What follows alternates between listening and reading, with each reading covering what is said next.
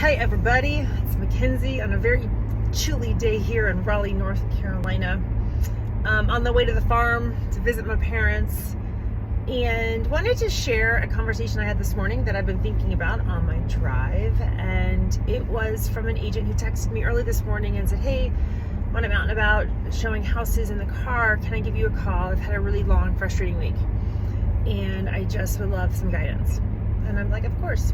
So she called me a little bit later and we were chatting and we were just talking about everything. I was listening to her week, and man, she's had a tough week for sure. And it just ultimately is, I'm working my butt off, Mackenzie. I think I'm doing all of the things. And I just feel like as soon as I get super close, the rug is being ripped out from underneath me. And I just get so spun up and just, all the energy that she's putting forth.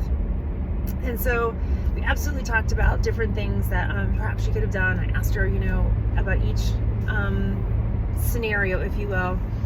But the bigger thing that we talked about, which I think a lot of us struggle with or have struggled with, she is so emotionally attached to the outcome, good or bad. And she just takes the blow so personally. And she's like, when does this stop happening? I laughed, we laughed together, and I just said, well, time and experience. And I know those are the two things you don't want to hear right now, being a newer agent. And we talked about how do we work on that.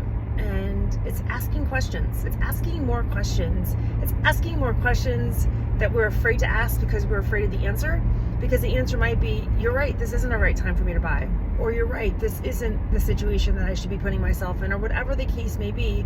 So we hold on so tight to an opportunity because we are so afraid to lose it, that we lose sight of other opportunities that could be out there that are ready to move forward, that are ready to purchase.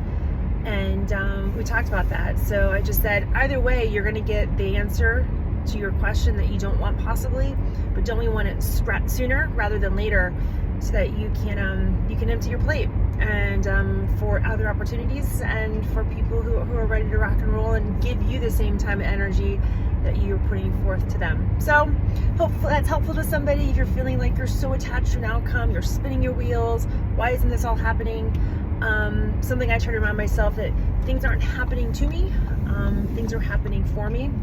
And what is it that I'm supposed to learn from this? So hopefully that helps, and stay warm if you are in Raleigh today.